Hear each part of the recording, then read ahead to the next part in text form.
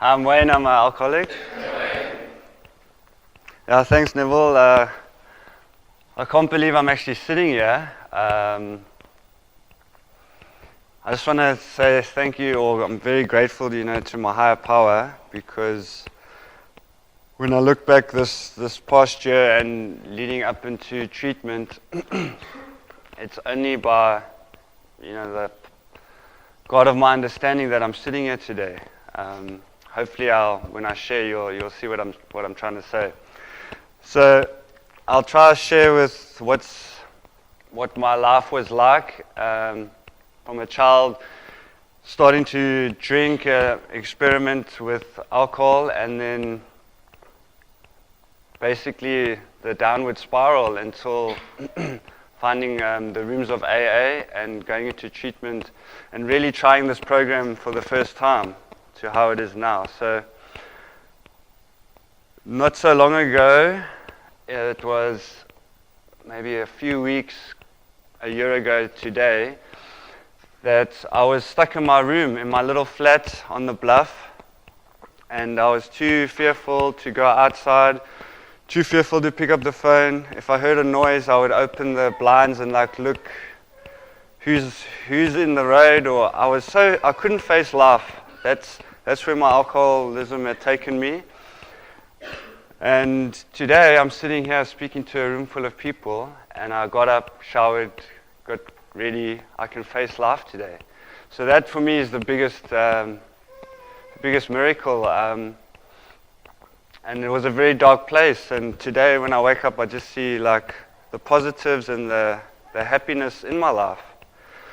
So when I was born in 1982, I think to a very loving family. I got two sisters, one younger, one older. We're all around the same age, and yeah, I grew up in a happy home. Except my father was also an alcoholic, and he was similar to how I ended up drinking. It's like this binge drinking where he'd be fine for a few years or months, and then when he hit the bottle, it would be a bit chaotic in the house. He was never really abusive. He would just disappear.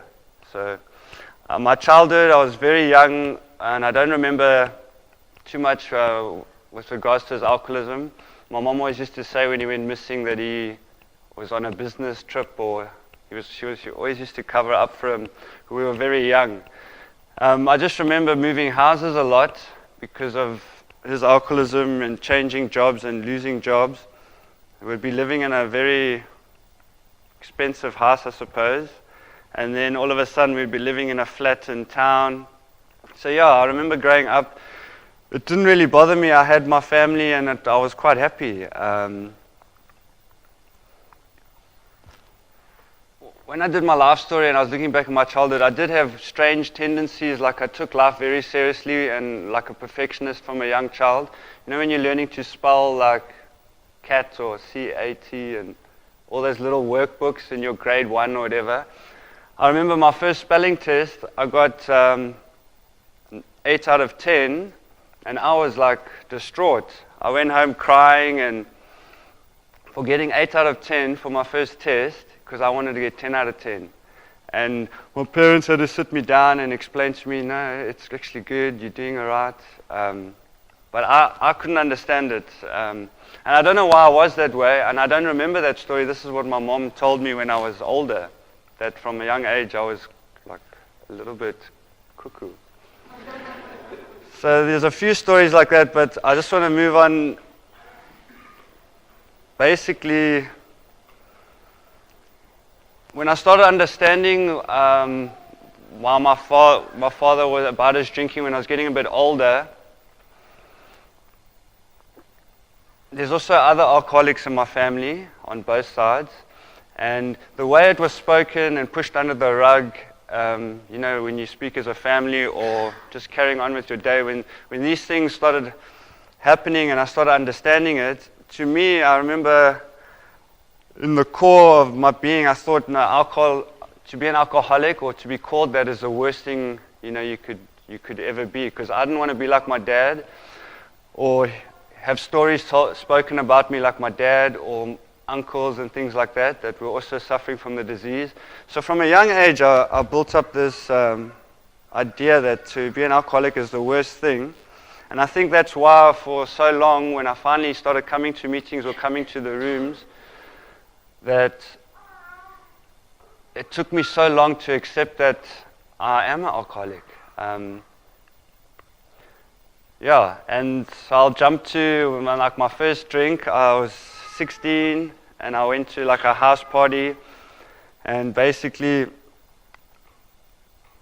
I remember that feeling so well, like the hair on my back stood up. This is the first time I like drank, and I got drunk properly, but it wasn't so much what was going on, it was just how I felt. I felt it was like magic. I felt connected to people. I felt it was like a spiritual awakening when I had my first drink. And that's what I chased for so many years. Again and again, believing that this is my like solution. It'll help me with life. Because in the beginning, it really did. I remember the first time I drank, I was 16, and my parents were going through a divorce. And when I put that substance in my body, I wasn't feeling so great at the party, but when I put that in me, everything was okay. Oh, all parents get divorced. It's all right. It's not a big deal. And I was able to talk about it with people, because I was normally very withdrawn and quite a shy guy. And I could open up and they would share, and I never used to be able to cry, I don't know why. And when I drank alcohol, if I was in a sad mood, I could go cry, and like drunk verdriet, I suppose. So it was a way for me to get all my emotions out and even expose things, which is kind of what I found in the rooms here, without having to use alcohol. So it really worked for me in the beginning. Remember, I used to just drink really on weekends. I was quite into my sport at school, and I was not too bad at academics. So I used to do okay in school.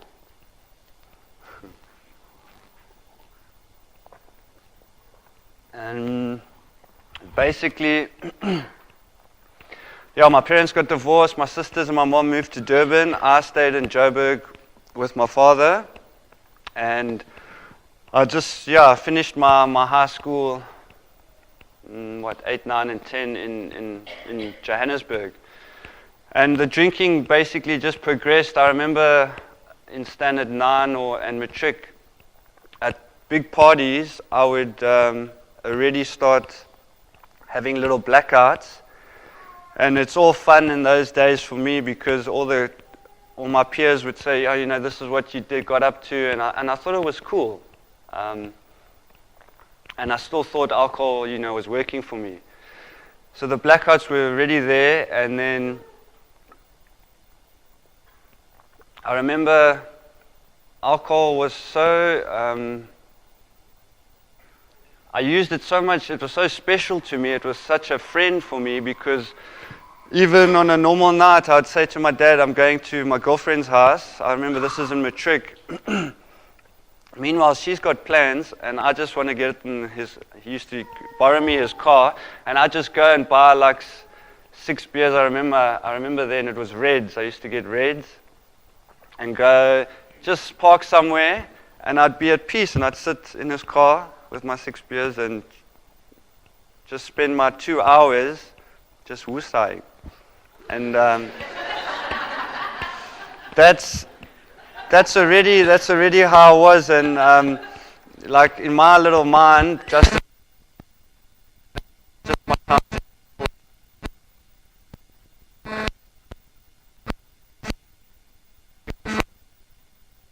let myself relax.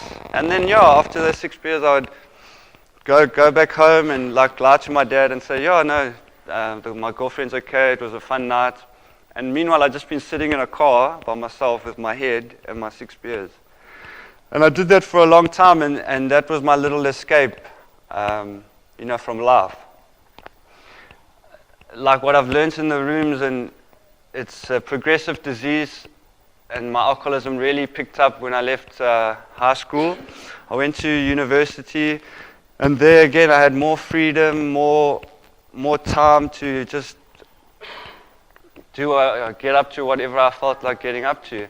I still took my academics seriously, and I managed to do okay in my first year. And by the second year, the drinking was getting worse. I was having more blackouts, and some like consequences, crashing cars. But in my mind, it was nothing too serious. And I'm not going to let go of my best friend, alcohol.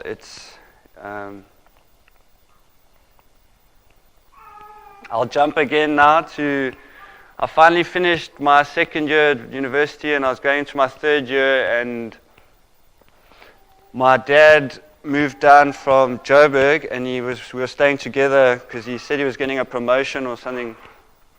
But anyway, basically he relapsed, and then I was trying to finish I remember my last couple exams in the house when he was drinking, and it wasn't very easy. And I remember thinking, because it was always about me, and I'd kind of had enough, and like relying on my dad, because he was obviously paying the university fees.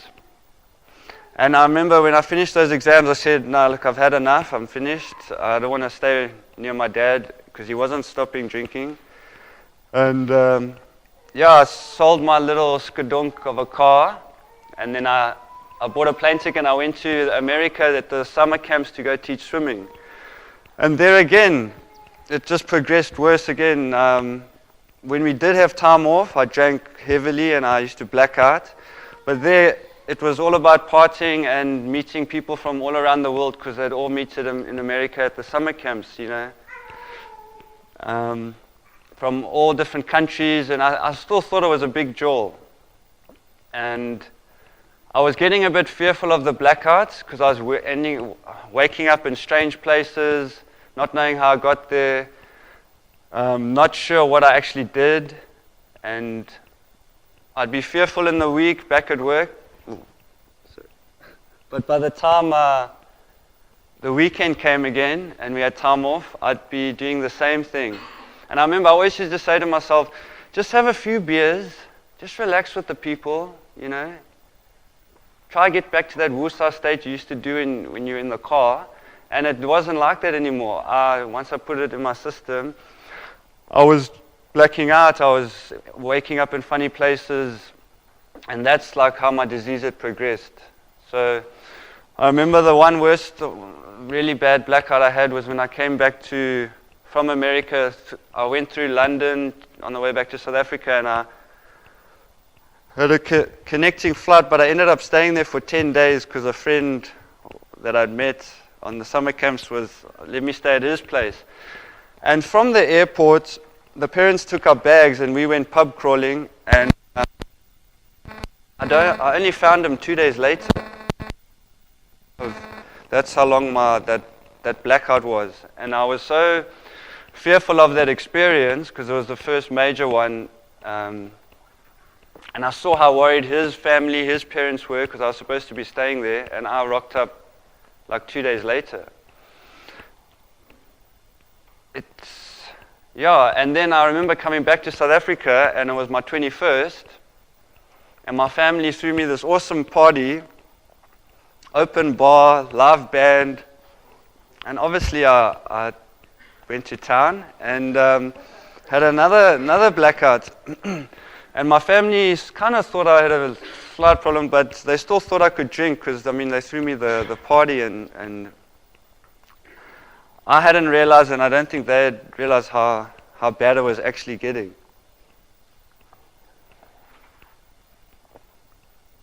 I'll jump again to, basically from then on, it was the same cycle again and again. So I didn't go back to university, I started working, and I'd get good jobs. And I started realizing I can't drink, because when I drink, I have these blackouts and I cause trouble and start raising eyebrows. and the girlfriend's not happy with me, and family's not happy with me. So I made a decision not to drink anymore. And then the same cycle would happen. I'd try to stay off alcohol and drugs. I'd get a good job. I'd build myself up in the company. And in the beginning, I remember I could stay clean for stay sober for 6 months, a year. My longest on self-will was 2 years. But every time a storm would come in my life, or any situation that's overwhelming, especially an emotional one, my default setting was always to go back to alcohol. I didn't know how to handle it any other way. I never knew there was any other solution. And once I drank again, it would go immediately back to when I left off. When I tried to stop drinking, I would go straight into full-blown drinking till I get sick, pass out, wake up, never have a bubbler because I drink straight away again. And that's until I'd get so sick, I'd have to stop, or I'd go into a treatment center. And when I come out, I'd say that's the last time ever. And it was the same cycle for years and years. I think I did that for 7 years, 7 or 8 years. And I remember that feeling inside, coming out of my 6th treatment center or detox place. I went to 21-day ones. I went to religious ones, all sorts of things. I remember hearing about AA in some of the treatment centers. But again, I remember at that stage, I didn't want to be an alcoholic. I didn't want to be like my father. So I had quite a resentment towards my dad. And I carried that for very long. And a lot of my resentment, especially for my dad, was one of the reasons why I felt justified to drink, which was so confusing because I don't want to be like him, but I'm drinking anyway. I just didn't feel good inside, and I wanted to get rid of that feeling, and I didn't know any other way, so I felt a little bit better when I was drinking, especially in oblivion, blackout. I didn't feel anything then. So that's kind of where my alcoholism had taken me. Where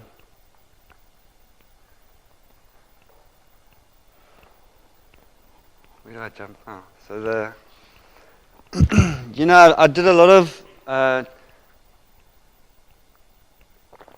damage to people's feelings, especially those closest to me.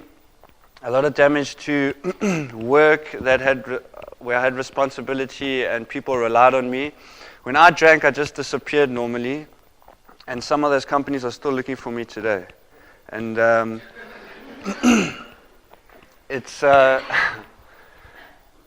it was always because when I drank and I had that little clarity or whatever, shit, you got to go back to work. You haven't phoned them or anything. The fear, when I put alcohol in me, had gone completely in reverse. It used to take away the fear, and I could do anything when I started drinking. Now I'd got to the stage, I can't even pick up the phone, I can't even lie or make an excuse because I think they're going to, anyway, it was always fear. And the alcohol wasn't working anymore, and the fear was getting worse and worse, and that's why I would just disappear. And my best friend, who I used to call alcohol, is now becoming my worst enemy. But now the worst feeling is when I can't, it's my worst enemy now, but I still can't stop. And that's when I started realizing, shit, I need to take this seriously. And then I would try again, and that cycle would carry on like that. I never knew that I was the problem. I never knew my behavior was the problem. I thought when I was sober, I was a good guy. I was, caring, loving. But when I look back now, I never was any of those things really. It was all this warped perception in my head of how I need to be and how I think everybody else is. And it was never, the little bit of time I'm in recovery now, it was never very sane thinking at all. My perception has always been skewed. And I like to look at this disease as a disease of perception, because I never, even today, I don't really trust, well, thank goodness I don't trust a lot of my thinking.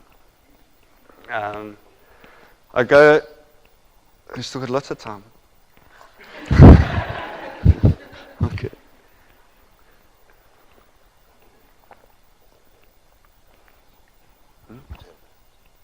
Left.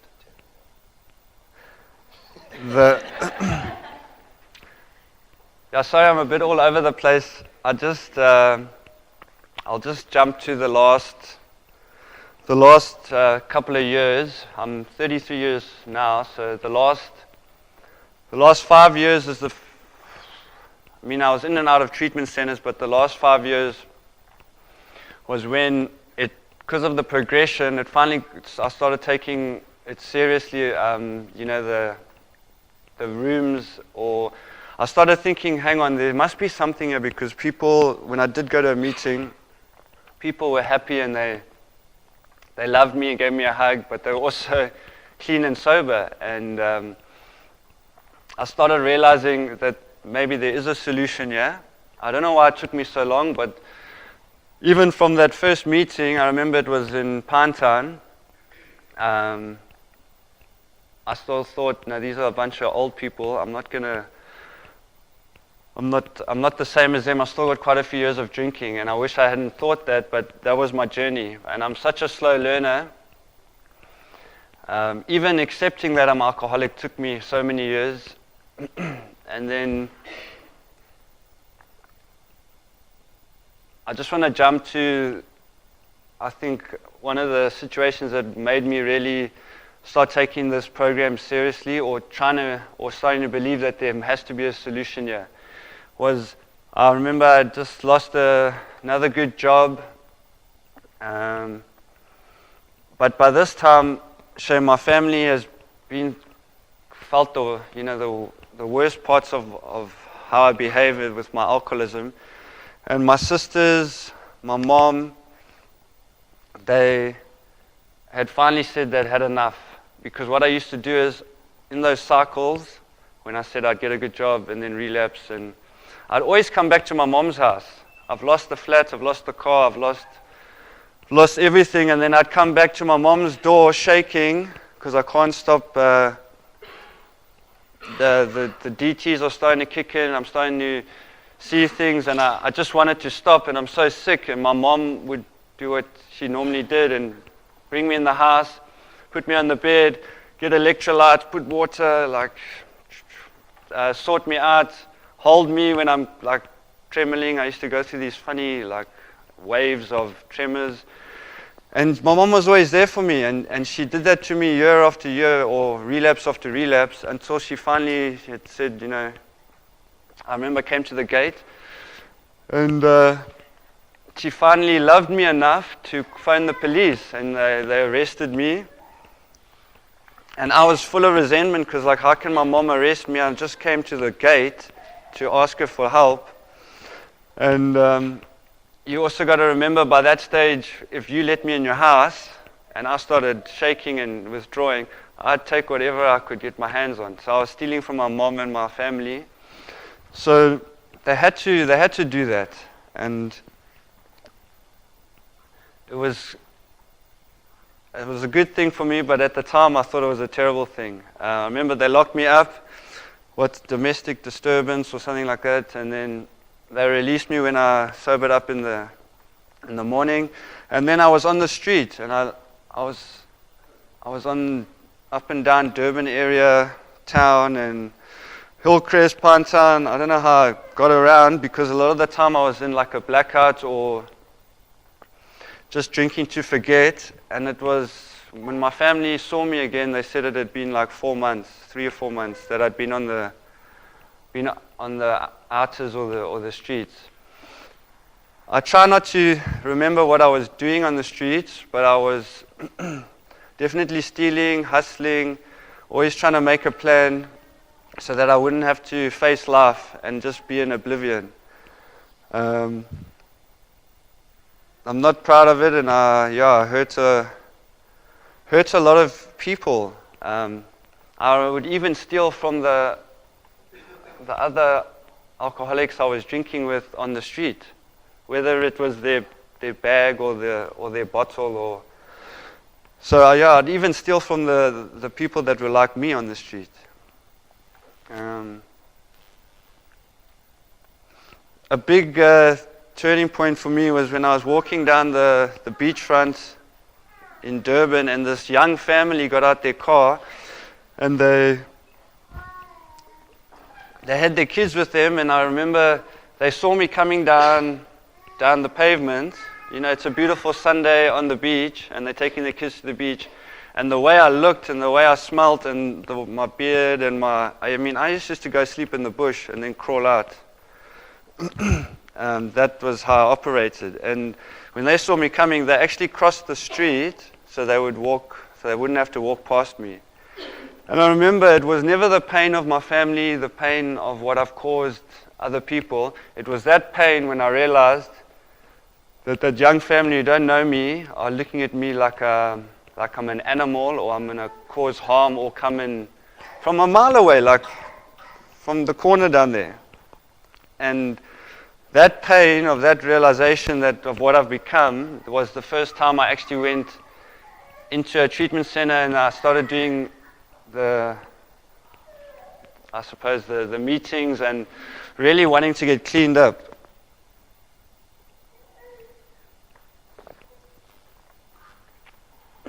Again, it just shows me how selfish I was. It was when I had enough pain that I wanted to change. It was never the pain of what I've done or caused my family. I'll just jump forward 10 more minutes.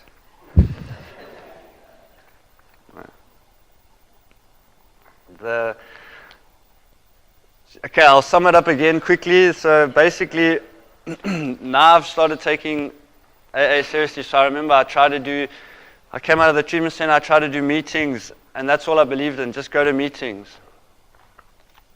I thought if I go to a step meeting, I've done my steps.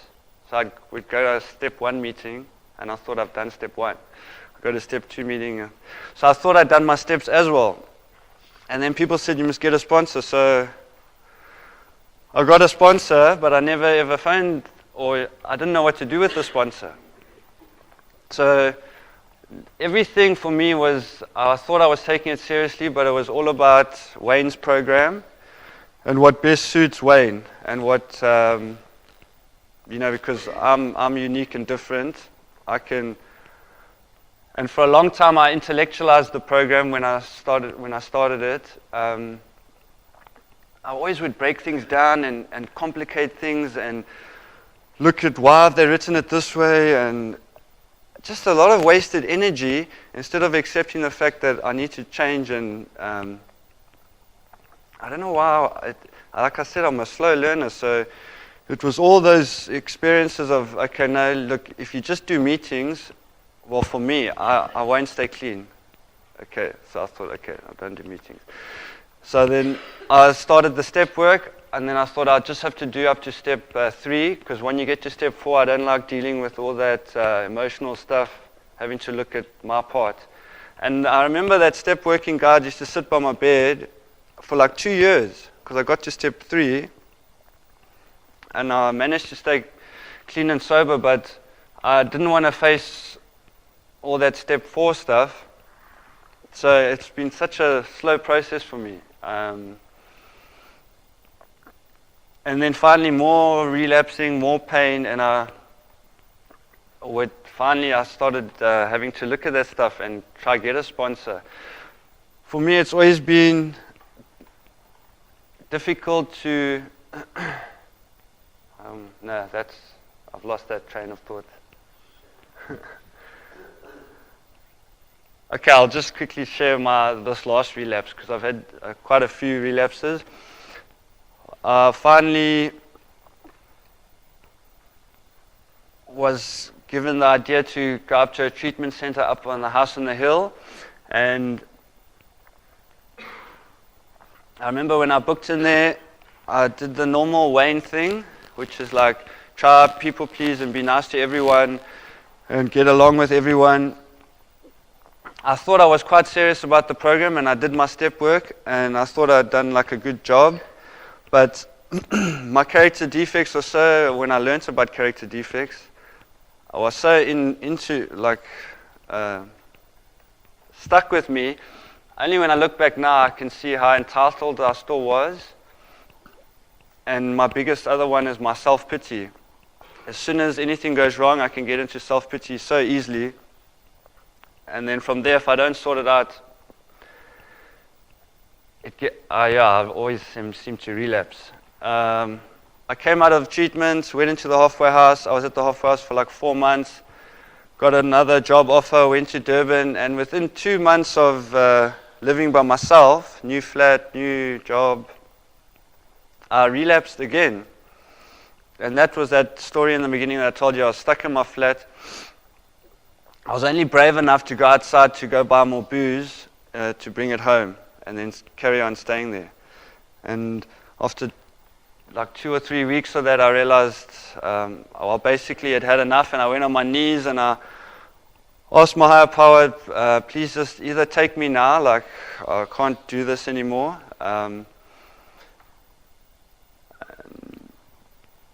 I don't know what happened, but I cried, and I was still drunk, but I was asking for help.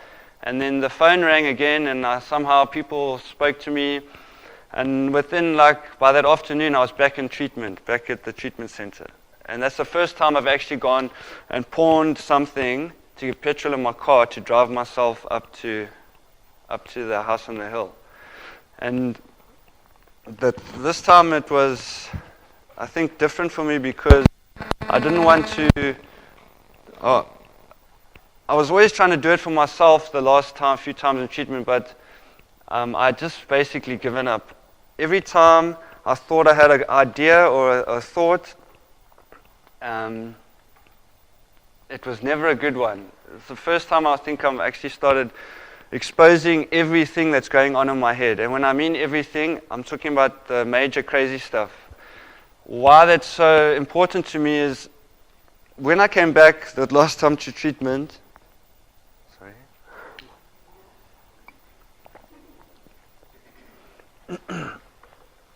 I'd been there 30 days or so, like a month, and when my head started clearing, and I was, all the detox, and I started realizing this is what I got to do again. The easier, softer way thought popped in my head, and I thought, no, I can still save everything. I just need to get out before the month end to save my flat. And I can go quickly and save my job, and my girlfriend's still waiting because it hasn't been that long. It's only been a month, so I'm sure she'll take me back. And I just wanted to go fix everything quickly. And I knew in my head I was a little bit mad because of my previous experiences, but I kept it inside and I didn't share it with anyone. I didn't share it with a friend. I didn't share it with my sponsor. And then I justified it in my head that those thoughts are normal, man. You don't need to share it. And that's the biggest danger for me because as soon as I sit with it in my head, it starts getting power. And the simple thought like that ended up me breaking into the office. I won't tell you how I did that. But I took my stuff because I'm a good thief. I didn't take everyone's stuff. I just took my wallet and my pigeonhole stuff. And I took a car that I'd signed over to Cedars because I couldn't pay for treatment, and they took it as a payment. So it wasn't my car, and I stole the car. And I left at 3 a.m, and I was nice enough to open the gate and close it again, and then still put the remote back. But that's all the way from that thought I was telling you about. I didn't expose it. I didn't share it that, look, this is what I'm thinking. I'm going to go fix everything. You guys must just wait quickly. I'm going to go fix everything. And it's totally insane and it's mad. And the insanity has always been there for me. I remember the once when I had this huge thing driving to the bottle store, and I didn't want to buy the bottle, but I did, but I didn't want to buy it. And then I'm like hyperventilating and crying because I don't want to drink, but I want to drink. And the time the bottle store's going to close, so I do like 6 laps, and then now I'm like shaking, And this, I remember, I bought the bottle, and as I put the bottle under my chair in the car, I'm not shaking, I'm not breathing funny, I'm like relaxed. I haven't put it in my body yet. And that's also one of the times when I thought I'm going a bit mad, because I had a physical reaction and there was nothing in my body. So that insanity is very scary, and I realize I am quite insane, and that's why I need to share and expose these little mad thoughts I have.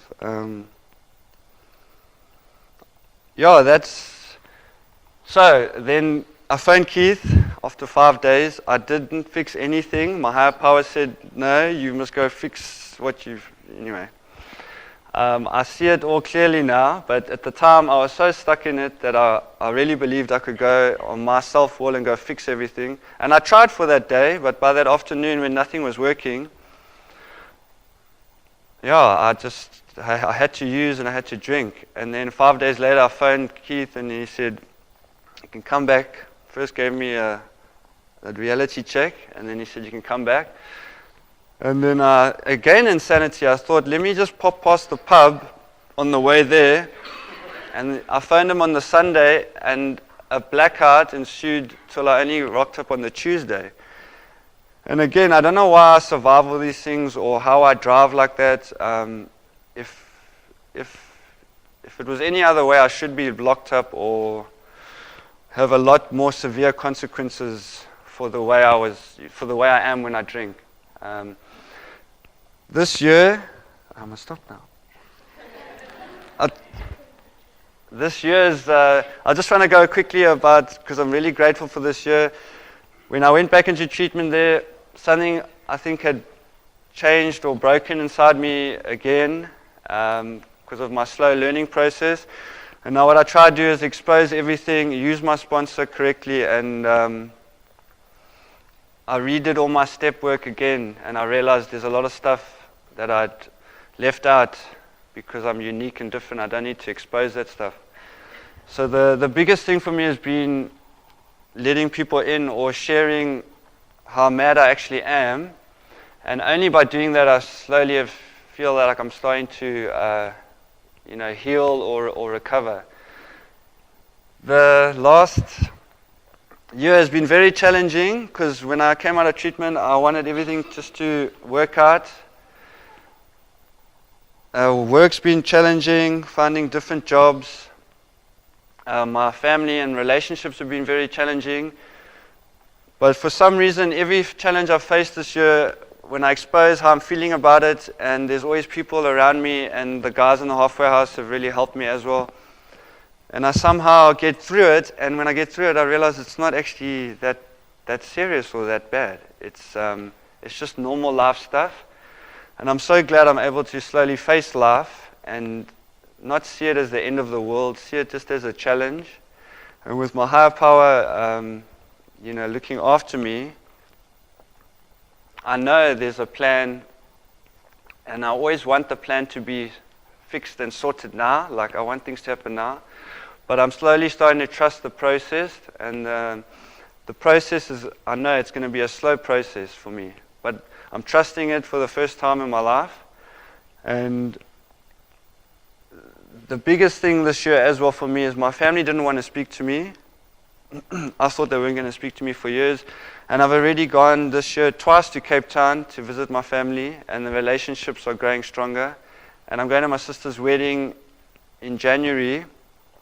I've been invited to a wedding, my sister's wedding. They would never ever want me near there because of the way I normally am and the way I behave. And that's all thanks to the program and the awesome people in recovery and my higher power. I don't know what else to share. Sorry for the stop-start, but I'm still in shock that I've made a year, because I remember in that dark little room when I was trying to stay clean, I could only stay clean. This is me saying I'm going to stop now for like 2 hours. So I'm going to stop now, and then 2 hours later I'm drinking. Thanks for letting me share.